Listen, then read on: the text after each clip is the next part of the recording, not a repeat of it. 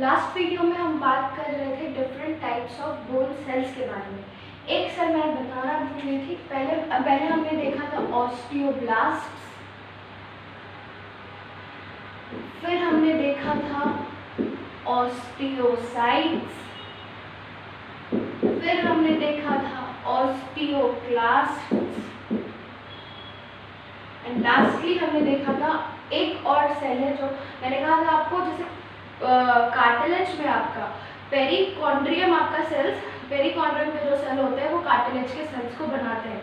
यहाँ पे एक और दूसरा सेल होता है जिसका ये फंक्शन होता है ना, यहाँ पे आपका पेरिऑस्टियम आपका ये काम नहीं करता है ना, तो यहाँ पे जो सेल्स बाकी दूसरे सेल्स को बनाएगा उसका नाम होता है ऑस्टियो प्रोजेनिटर सेल्स, है ना, ऑस्टियोप्रोजेनिटर सेल्स। ठीक, जेनिटर मतलब बनाना, प्रो मतलब पहले का सेल्स, है ना, मतलब कि ये प्रीकर्सर होगा बाकी सारे के सारे सेल्स का। तो हम फंक्शन डिस्कस करने थे, अभी बताएं ऑस्टियोप्रोजेनिटर सेल क्या करेगा, बाकी तीनों सेल को बनाएगा, है ना। ठीक है, उसके बाद ऑस्टियोब्लास्ट का क्या काम होगा, कॉन्ड्रोब्लास्ट का क्या काम था आपका बताइए। कॉन्ड्रोब्लास्ट का काम था आपका मैट्रिक्स बनाना, है कि नहीं, मैट्रिक्स सिंथेसिस, म्यूकोपॉलीसैकेराइड। यहाँ पे भी ऑस्टियोब्लास्ट क्या करेगा, जो भी आपका ऑर्गेनिक कंपोनेंट है बोन का वो बनाएगा। ऑस्टियोसाइट्स आपका नॉर्मल जो बोन के सेल्स थे वही रहेंगे एंड ऑस्टियोक्लास्ट एक और होता है। आपको पता है आपके बॉडी में, आपके बोन में कैल्शियम का स्टोरेज होता है कि नहीं, कैल्शियम इज स्टोर्ड। आप मान लेते कभी आपके बॉडी में ब्लड में आपका कैल्शियम घट गया, क्यों, because of less input of calcium. तो अब आपके ब्लड में कैल्शियम अगर घट गया, आपके याद रखिए कैल्शियम का बहुत ज़्यादा इंपॉर्टेंट फंक्शन होता है आपके बॉडी में ना, मसल्स आपका जितना कॉन्ट्रैक्ट कर रहे हैं, जो भी चल रहा है, मैं जो बोल रही हूँ that is because of calcium. तो अगर आपके बॉडी में कैल्शियम घट जाता है, लड़कियों को काफ़ी होता है वीकनेस, है ना, कैल्शियम कम हो जाता है बॉडी में, नस चल जाता है क्या रात में पैर का, वाई इज दैट, बिकॉज आपके बॉडी में कैल्शियम लो हो जाता है। तो प्लीज ड्रिंक मिल्क, है ना, एग्स खाइए अच्छे से, ये करिए, उसमें ढेर सारा कैल्शियम होता है, उसके साथ थोड़ा धूप में निकलिए, क्यों, विटामिन D3 मिलता है आपको धूप से, बिना विटामिन D3 के calcium will not gate absorb, है कि नहीं। आप कितना भी दूध पी लीजिए, कुछ भी कर लीजिए, अगर आप फिश नहीं खा रहे हैं या आप धूप में भी नहीं निकल रहे हैं तो आपका वो कैल्शियम खाना बेकार है ना। तो आपका जो कैल्शियम होता है वो आपके ब्लड में कम नहीं होना चाहिए, it has very important function, muscle contraction के काम आता है। ठीक, अब इसके चलते क्या होता है कि मान लेते कि किसी रीजन से मेरे ब्लड में कैल्शियम का लेवल लो हो गया, है ना, तो बॉडी क्या करने लगता है, बोन को तोड़ करके जो बोन में कैल्शियम डिपॉजिटेड है उस कैल्शियम को ब्लड में लेके आने लगता है। ठीक है, तो अब भाई एक हड्डी टूट जाए पैर की वो सही है ना, कि आपको पैरालिसिस चढ़ जाए उससे ज़्यादा, तो ये ऑस्टियोक्लास्ट सेल क्या करता है, ये क्या करता है, बोन रिजॉर्प्शन चालू कर देता है ना, बोन को डिसॉल्व करना चालू कर देता है, जिसके वजह से कैल्शियम निकलने लगता है। तो function of osteoclast is bone resorption,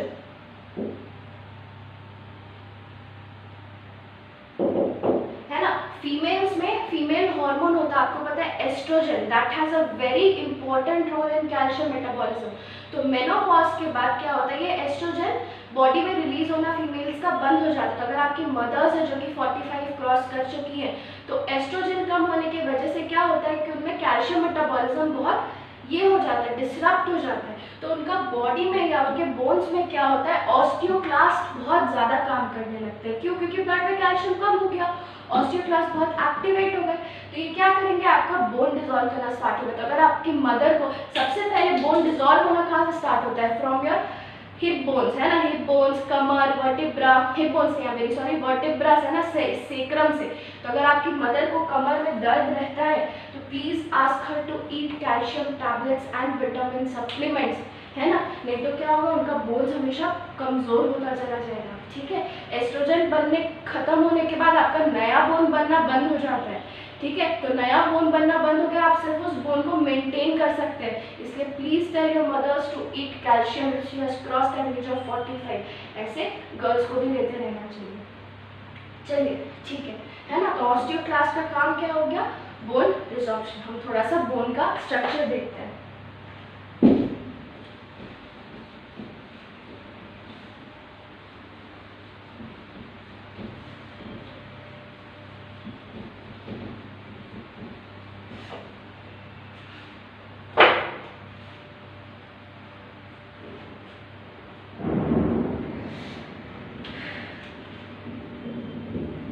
जैसे कार्टिलेज का आउटर कवरिंग आपका पेरिकॉन्ड्रियम था, तो बोन का आउटर कवरिंग आपका क्या हो जाएगा, पेरिओस्टियम है। बोन का आउटर कवरिंग आपका हो जाएगा पेरिओस्टियम। ठीक, इसके बाद क्या होता है, बोन का यूनिट होता है छोटा छोटा ना, the units of bones are called as Haversian system, Haversian system, या फिर इनको ऑस्टियॉन्स भी कहते हैं। तो what are these? These are units of bone। ठीक है, अब ये Haversian system का हम आपका कंपोनेंट्स ड्रॉ करते हैं। ये बोन ऐसा समझिए कि मेरा फीमर है या थाई बोन है, लंबा सा थाई बोन है, उसको बीच से ऐसे काट दिए। जब बीच से हम ऐसे काट दिए तो इसका हम एक सर्कमफेरेंस ले लिए, तो बीच से काट के वो ऐसे आपको कैसे दिखेगा, जैसे ये पेन है ना, I cut it from the middle, ये मेरा बोन है, इसको मैंने बीच से काट दिया, बीच से काट दिया तो ये कैसा दिखेगा मेरा, है ना, ऐसे है, बीच से काट दिया, यहाँ से कैसे दिखेगा, ये मैं यहाँ ड्रॉ कर रही हूँ। ठीक है, तो आप समझिएगा एक कनाल लाइक स्ट्रक्चर होता है।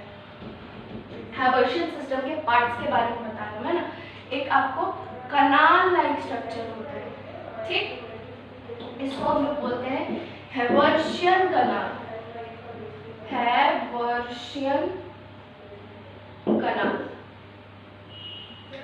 ठीक है, यहाँ पे आपको छोटा सा दिख रहा है, क्यों, क्योंकि हम कट किए। आप सोचिए एक लंबा सा बोन है, उसके बीच में एकदम पतला सा पाइप है ना, हेयर से भी थिन, जितना गैप से उन कनाल्स है ना, उन कनाल्स को हम क्या बोलते हैं, हैवर्शियन कनाल्स बोलते हैं ना, लंबे लंबे कनाल्स रहेंगे, उनको हम ऐसे काट दिए इसलिए ऐसा स्ट्रक्चर दिखा रहे। ठीक, दीज हैवर्शियन कनाल्स है ना, यहाँ पे इसमें होता क्या है आपका, इसमें आपका बोन्स के सेल्स को सप्लाई करने के लिए ब्लड वेसल्स होते हैं ना, वेन एंड आर्टरी। ठीक, हैवर्शियन कनाल में। ठीक है, उसके बाद क्या होता है, ये हैवर्शियन कनाल के किनारे, आपको पता है बोन में कोलाजन का डिपोजिशन होता है, तो ये हैवर्शियन कनाल के किनारे कॉन्सेंट्रिक रिंग्स में है ना, कोलाजन इज डिपॉजिटेड, है ना, ऐसा एक नहीं होता है, ऐसा हैवर्शियन कनाल्स आपका ढेर सारा होता है ना, ऐसा हैवर्शियन कनाल्स आपका बोन में ढेर सारा होता है, हर में आपका आर्टरी एंड वेन प्रेजेंट होता है। ठीक, ये हो गया आपका veins. Veins are depicted by blue colour, you know that, and arteries are depicted by red colour. Why? Because generally, I am saying generally, veins carries impure blood and artery carry pure blood। ठीक, इसी तरीके से हर के किनारे आपका collagen का deposition होगा। ठीक, इस कोलाजन का जो कॉन्सेंट्रिक रिंग्स का डिपोजिशन होता है, इसको हम कहते हैं आपका लैमेली, है ना, इसको हम कहते हैं लैमेली, इसको हम कहते हैं लैमेली। लैमेला मतलब होता है लेयर। ठीक है, तो लैमेला अगर हम लिखते हैं मतलब सिंगुलर, जैसे हम writing lamellae, a e, that means it is plural, ढेर सारा कोलाजेनस रिंग डिपॉजिटेड। ठीक, अब याद करिए कार्टिलेज में कॉन्ड्रोसाइट कहाँ पे प्रेजेंट था, ग्रूव लाइक स्ट्रक्चर में प्रेजेंट था, उसको क्या बोलते थे, लैक्यूनी बोलते थे। तो ये हैवर्शियन कनाल के अराउंड में है ना आपका ग्रूव्स प्रेजेंट होगा, उस ग्रूव्स में आपका ऑस्टियोसाइट्स प्रेजेंट होंगे। ठीक है, इन ग्रूव्स में आपके ऑस्टियोसाइट्स या बोन के सेल्स प्रेजेंट होंगे। ठीक, अब देखिए यहाँ पे आपको लैक्यूनी दिखेगा नहीं, क्यों नहीं दिखेगा, क्योंकि उसमें वो बोन का सेल फिट हो चुका है। तो यहाँ जहाँ पे हम लेबल कर रहे हैं, हम इसको लेबल करते हैं एन ऑस्टियोसाइट, ऑस्टियोसाइट इन लैक्यूनी, इन लैक्यूनी। ठीक, अब क्या होता है, ये लैक्यूनी एक दूसरे से कनेक्ट करने के लिए ऐसे प्रोसेसेस निकालते हैं। ठीक है, एक दूसरे से ऐसे कनेक्ट करते हैं इसकी मदद से, है ना। इन प्रोसेसेस को, ये जैसा छोटा छोटा प्रोसेसेस निकला रहता है, इन प्रोसेसेस को हम कहते हैं कैनालिक्यूली, कैनालिक्यूली, ठीक। कैनालिक्यूलस रहता मतलब सिंगुलर, कैनालिक्यूली लिखा है मैंने मतलब कि प्लूरल, क्योंकि एक सेल से ढेर सारे प्रोसेसेस निकल रहे हैं, है ना। और क्या छोटा, ठीक है। हाँ, तो ये सारा चीज को मिला के किसको किसको, ऑस्टियोसाइट को, लैक्यूनी को, लैमेली को, हैवर्शियन कैनाल और कैनालिक्यूली को, ये मिला करके ऐसा ढेर सारा रिपीटेटिव यूनिट होता है। इस पूरे यूनिट को ही हम क्या कहते हैं, हैवर्शियन सिस्टम या ऑस्टियोन। और ये सब है क्या, these are the units of bones. यहाँ पे मैंने ड्रॉ नहीं किया है, पर ऐसा हर जगह पे, यहाँ पे मैंने पास ही लिखा है, एक बोन में ढेर सारे रहते हैं ना। जितना बड़ा, जितना मोटा और जितना स्ट्रॉन्ग बोन होगा, उतना ज्यादा बोन्स का यूनिट आपका डिपोजिशन होता जाएगा, ठीक। इसके साथ क्या होता है, बोन में एक अंदर में ग्रूव रहता है, ठीक है। बोन का एक आउटर कवरिंग है, तो कार्टिलेज में तो कोई इनर कवरिंग नहीं था, लेकिन बोन आप एक हॉलो पाइप जैसा समझिए, है ना। उसके अंदर में फिर एक मोटा सा ग्रूव होता है, वो ग्रूव खैर खाली नहीं होता है, तो ये जो अंदर का ग्रूव होता है, तो उसका जो लाइनिंग होता है दैट इज ऑल्सो कवर्ड। तो जैसे बाहर का outer layer was called periosteum, तो अंदर का जो लेयर होगा, जो उस ग्रूव के चारों ओर होगा, that will be called as endosteum. Endo मतलब अंदर की तरफ, बोन का जो कवरिंग होगा that will be called as endosteum, endosteum, है ना। बोन के एकदम बीचों बीच एक ये होगा, है ना, कनाल जैसा स्ट्रक्चर, उसको हम बोलते हैं बोन मैरो, है ना। जिसको ये एंडोऑस्टियम कवर कर रहा है, what is that, that is called as bone marrow, है ना। या फिर उसको सेंट्रल कैनाल भी कहते हैं। एक्चुअली इस कैनाल में बोन मैरो रहता है ना। इस कैनाल को हम क्या कहते हैं, सेंट्रल कैनाल। इस कैनाल को हम कहते हैं सेंट्रल कैनाल। बोन मैरो क्या होता है, नाम तो सब सुना होगा। बोन मैरो कुछ नहीं होता है, आपके ब्लड के जितने भी सेल्स बनते हैं, है ना, उनके प्रोजेनिटर्स, है ना, उनके प्रोड्यूसिंग सेल्स। जैसे यहाँ पे प्रोजेनिटर सेल्स थे, ऑस्टियोप्रोजेनिटर सेल्स बोन्स में, जो कि हड्डी का सारा सेल्स बनाए थे, आपके बोन्स का सारा सेल बनाए थे। बोन ब्लड का जितना भी सेल बनता है ना, वो मैच्योर सेल आपके ब्लड में बनता है। ब्लड में सेल्स कभी डिवाइड नहीं करता है, तो जो बना बनाया सेल आपका ब्लड में रिलीज होता है, तो वो ब्लड के सेल्स का सिंथेसिस ऑर्गन कहाँ है, दैट इज बोन मैरो, है ना। बोन मैरो वो सेल्स है जहाँ पे आपका ब्लड का सारा सेल सिंथेसाइज होता है ना। तो याद रखना, ब्लड में ही ब्लड का सेल सिंथेसाइज नहीं होता है, ब्लड में बस ब्लड सेल्स रिलीज किया जाता है। रिलीज कहाँ से होता है, बोन मैरो से। तो what is the function of bone marrow, function of bone marrow is producing the blood cells, ठीक है। और ये बोन मैरो रहता कहाँ पे है, बोन के सेंट्रल कैनाल में रहता है ना, ठीक है, कोई प्रॉब्लम नहीं। This was all about bones, है ना। स्ट्रक्चर याद रखिएगा, इसका यूनिट केवल याद रखिएगा ऑस्टियॉन्स, है ना। और उसके बाद सेल्स का नाम याद रखिएगा, इतना डेप्थ में नहीं आना चाहिए, लेकिन जान लीजिए, है ना। कॉम्पिटिटिव एग्जाम में यही एक क्वेश्चन अगर बाहर से आया और इसी एक क्वेश्चन को आप हिट कर दिए तो आपका हो गया। But please first of all focus on your NCERT. NCERT से आपका 95% क्वेश्चन रहते हैं, है ना। चलिए,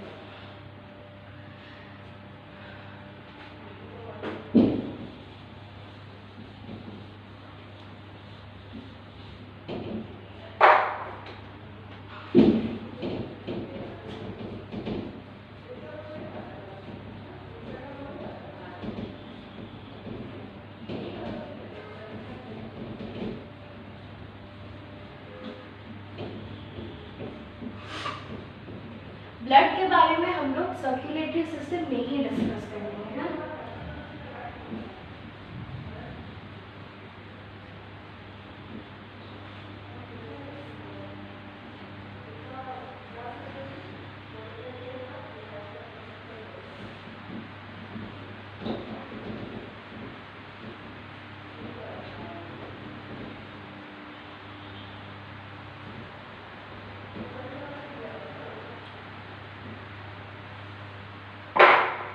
चलिए, हम लोग डिस्कस करते हैं नेक्स्ट टाइप के टिश्यू के बारे में, दैट इज मस्कुलर टिश्यू।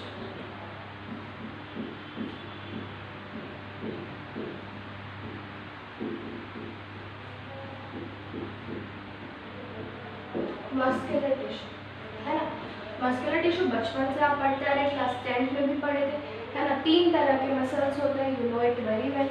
एक होते हैं स्केलेटल, दूसरे होते हैं स्मूथ, तीसरे होते हैं कार्डियक।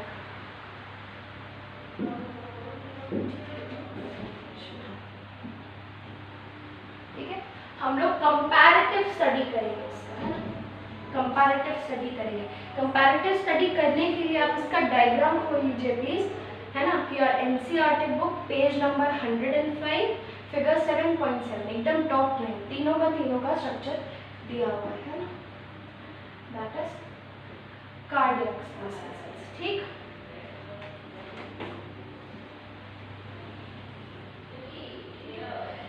स्केलेटल मसल सेल्स को हम स्ट्राइएटेड या स्ट्रिप्ड भी कहते हैं, है ना, स्ट्राइएटेड या स्ट्रिप्ड। बड़ा लिखती हूँ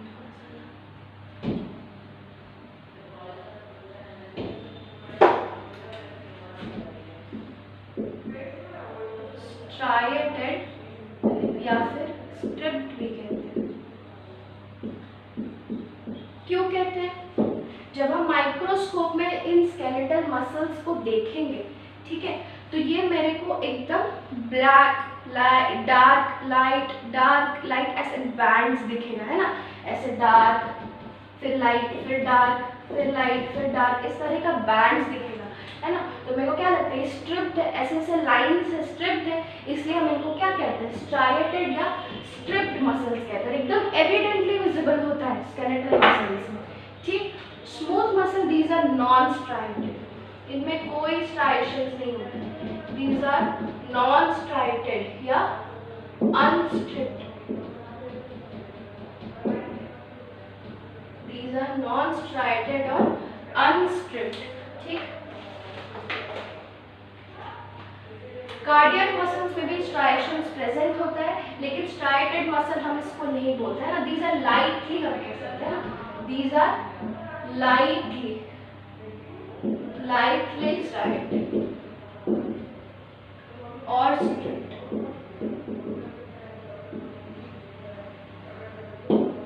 ठीक, दूसरा हम बात करते हैं शेप की, है ना। अच्छा, उसका नाम, स्केलेटल मसल्स जो होते हैं उनको हम वॉलेंटरी मसल्स भी कहते हैं। वॉलेंटरी मतलब समझते हैं, जो आप अपने विल पे मूव कर सकते हैं, जैसे कि मेरा हाथ है ना, ठीक है, हाथ को मैं अपने विल पे मूव कर रही हूँ, यहाँ पे मसल्स काम कर रहा है, तो ऑब्वियसली ये स्केलेटन से अटैच्ड है, दैट इज इसका नाम है स्केलेटन, ना, these are required for the movement of your skeleton, your bones. ठीक है, तो ये वॉलेंटरी क्यों होता है कि मेरे मन से हम ये हिला रहे हैं, ठीक है, मेरे को मन है, I am wanting so that I am moving my hand. ठीक, स्मूथ मसल्स जो आपका होते हैं वो आपके विल पे काम नहीं करते, they are your involuntary muscles, है ना, दे आर इनवॉलंटरी मसल्स। कैसे?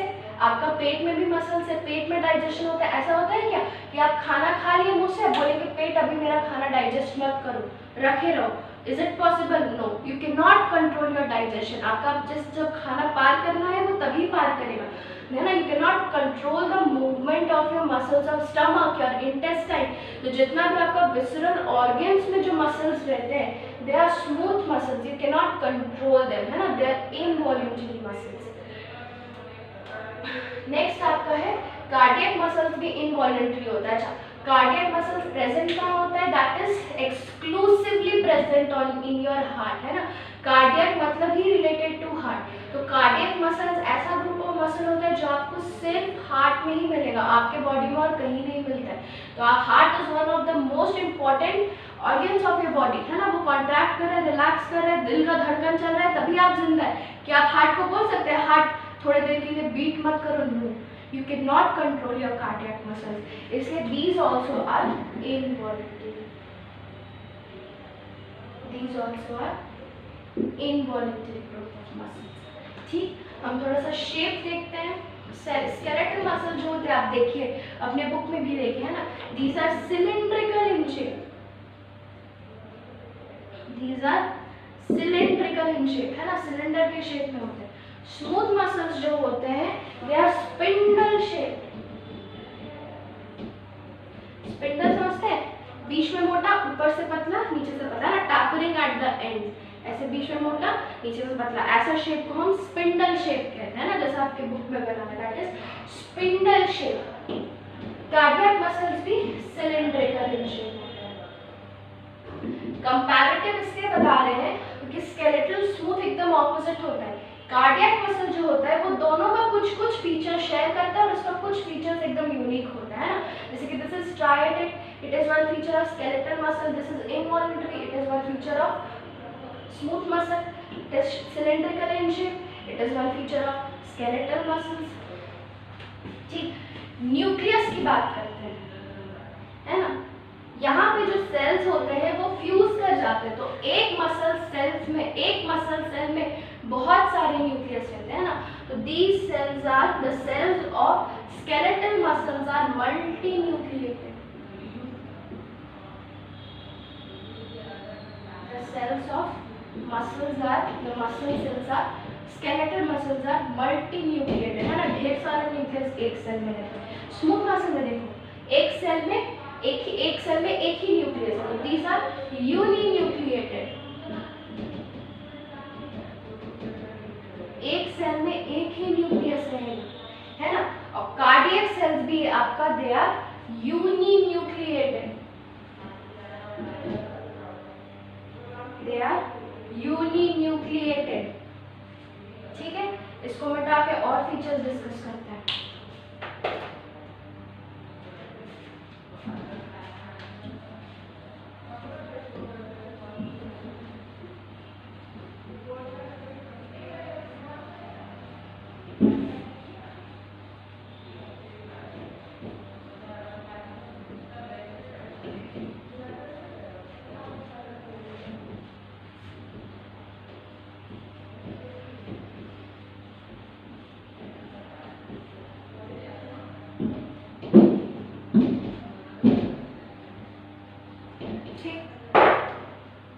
छठा फीचर देखते हैं, पेरीफेरी समझते हैं, पेरी मतलब अभी मैंने बताया था अराउंड, पेरीफेरी मतलब एकदम किनारे में, है ना, एडिपोज टिश्यू का न्यूक्लियस याद करिए, the cytoplasm of adipose cells are pushed towards the periphery मतलब किनारे में। तो ये जो स्केलेटल मसल सेल्स रहते हैं इनके जो न्यूक्लियस रहते हैं that is at the periphery, peripheral nucleus, है ना।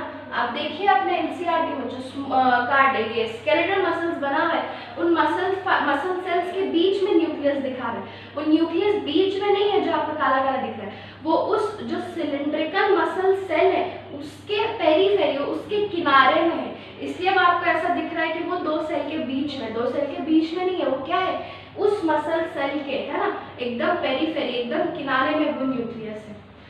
स्मूथ मसल सेल में आपका वही बीचों बीच सेंट्रली प्लेस्ड न्यूक्लियस रहता है ना।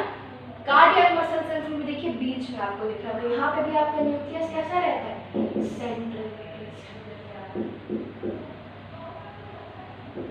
ठीक, उसके बाद देखिए जो स्केलेटल मसल सेल होता है आपका एकदम सीधा सीधा है ना, कोई ब्रांचिंग नहीं है, तो जो आपका स्केलेटल मसल सेल्स है these are unbranched, है ना। स्मूथ मसल सेल्स भी आपका अनब्रांच्ड है, ठीक, लेकिन कार्डियक मसल सेल्स देखिए दे आर ब्रांच्ड, है ना। एक दूसरे जो सेल्स होते हैं वो आपस में कनेक्टेड होते हैं। कनेक्टेड होने का रीजन क्या होता है, हार्ट आपका एक पूरा यूनिट की तरह काम करता है ना, हार्ट जब कॉन्ट्रैक्ट करेगा तो लगभग सारा सेल फिर धीरे धीरे एक बार में कॉन्ट्रैक्ट करता है, रिलैक्स करता है तो फिर सारा रिलैक्स करेगा, ऐसा नहीं है कि एक कॉन्ट्रैक्ट कर रहा है फिर दूसरे का मन किया तो वो रिलैक्स कर रहा है, इंडिपेंडेंट नहीं होता है, एक यूनिट की तरह काम करता है। तो इस यूनिट को एक यूनिट बनाने के लिए क्या होता है, जितने भी सेल्स होते हैं वो आपस में फ्यूज्ड होते हैं जगह जगह से, है ना। तो मेरे को क्या लगता है, जैसे 2 सेल है यहाँ से फ्यूज्ड है, तो मेरे को क्या लगता है जैसे दे आर ब्रांच्ड, है ना। We feel that the cells are branched, ठीक। तो ये जहाँ पे ब्रांचिंग होती है या जहाँ पे 2 कार्डियक मसल सेल्स का फ्यूजन होता है, it is fused with the help of a structure known as intercalated discus.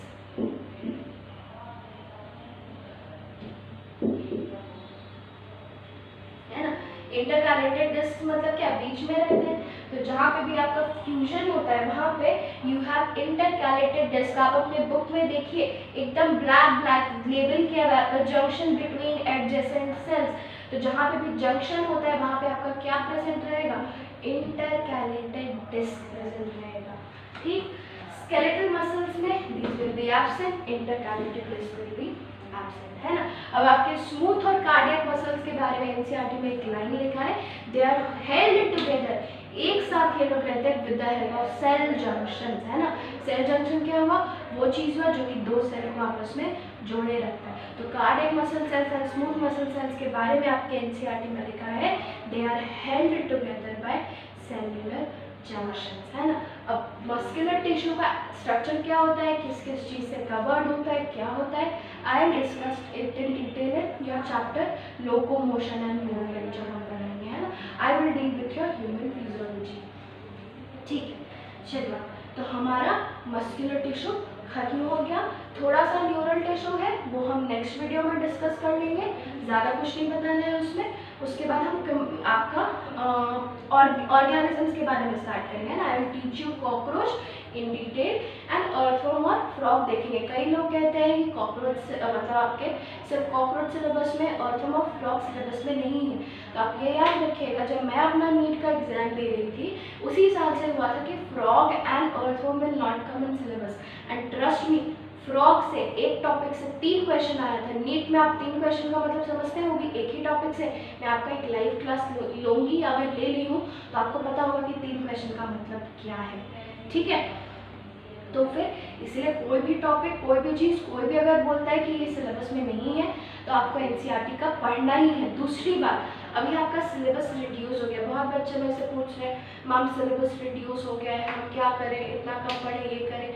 तो बाबू आप ये समझिएगा, क्लास 11 क्या आप बोर्ड्स के लिए पढ़ रहे हैं या आप नीट क्वालिफाई करने के लिए पढ़ रहे हैं। आपको आज से 2 साल के बाद नीट देना है ना। तो 2 साल के बाद अगर आपको नीट देना है तो क्या ये सिलेबस आपके में इंक्लूडेड नहीं रहेगा, तो इट इज़ ऑन यू कि आपके पास अभी इतना फ्री टाइम है और आप पढ़ते हैं या नहीं पढ़ते हैं। If you really have to qualify तो आपको पढ़ना चाहिए, और अगर आपको सिर्फ क्लास में मार्क्स लाने से मतलब है तो फिर आपका अर्थवर्म, कॉकरोच एंड फ्रॉग वो सिलेबस आपका हटा दिया गया है ना। तो जो the only syllabus which is included it still neural tissue, जो कि मैं नेक्स्ट वीडियो में थोड़ा सा बताऊंगी। So my suggestion is if you want to become a doctor, अगर आपको नीट क्वालिफाई करना है तो एनसीईआरटी का आप एक लाइन नहीं छोड़ सकते, अभी से पढ़ते चलिए तब तो आपका लोड कम होगा, है ना। कोई भी टॉपिक को स्किप मत करिए, बस ये बोलिए कि सिलेबस रिड्यूस कर दिया है, नेक्स्ट ईयर सिलेबस रिड्यूस नहीं होगा, और अगर आप पढ़ेंगे नहीं तो फिर अच्छे डॉक्टर कैसे बनेंगे, है ना। इसलिए please don't skip your units chapters, okay. So बाकी का will discuss in the next.